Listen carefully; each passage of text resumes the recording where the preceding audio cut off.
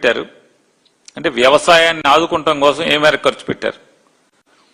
పరిశ్రమలు రావడం కోసం ఏం ఖర్చు పెట్టారు? చదువు కోసం ఏం ఖర్చు పెట్టారు? అంటే పిల్లల్ని చదివించడం కోసం, విద్యా అభివృద్ధి కోసం ఏం ఖర్చు పెట్టారు? మౌలిక సదుపాయాల కల్పన కోసం ఏం ఖర్చు పెట్టారు? ఏం ఖర్చు పెడతామని చెప్పారు? ఎంత ఖర్చు పెట్టారు?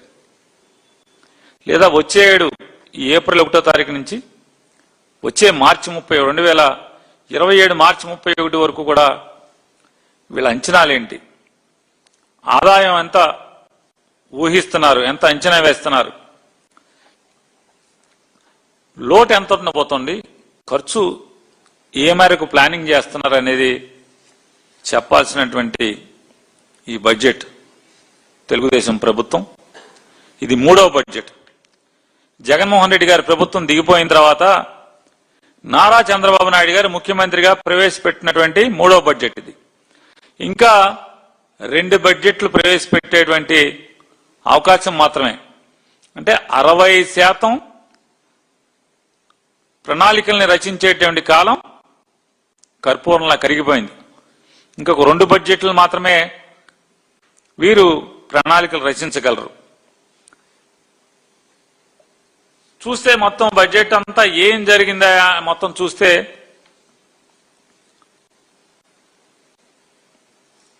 అసలు అప్పు ఎంత, అంటే రాబడి ఎంత వస్తుంది, రాబడిలో ఖర్చులకు మించి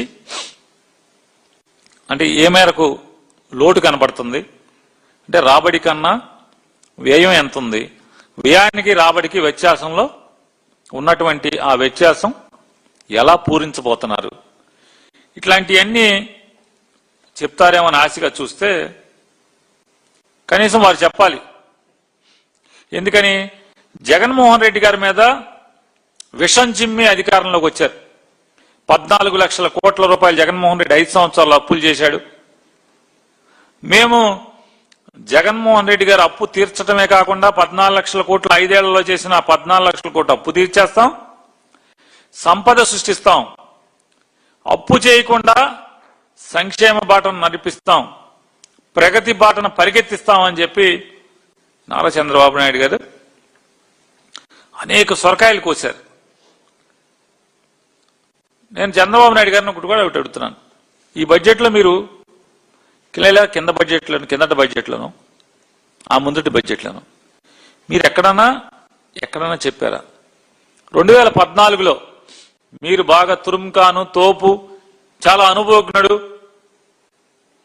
14 ఏళ్ల అనుభవం, 45 ఏళ్ల ఇండస్ట్రీ అని చెప్పారు కదా. మీరు చాలా అపారమైన సంపద సృష్టించాను అయ్యని చెప్పారు, ఇయ్యని చెప్పారు కదా. జగన్మోహన్ రెడ్డి గారికి మీరు ఖజానా ఎంత తప్పు చెప్పారు? కేవలం 100 కోట్లు కూడా సరిగా లేనటువంటి ఖజానాని జగన్మోహన్ రెడ్డి గారికి అప్పచెప్పారు. అనుభవం లేనటువంటి నవ యువ ముఖ్యమంత్రి జగన్మోహన్ రెడ్డి గారు 2024వ సంవత్సరం తను దిగి నారా చంద్రబాబు నాయుడు గారు ఇప్పటికి మీరు రికార్డు స్థాయిలో నేనే ముఖ్యమంత్రిగా చేశాను దేశంలో అని చెప్తున్నారు. మీకు ఎంత తోపు చెప్పారు?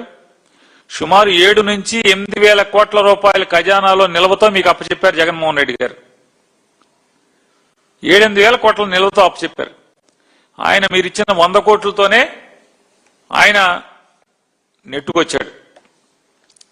మీకు జగన్ గారు అప్పచెప్పినటువంటి 7-8 వేల కోట్ల రూపాయలు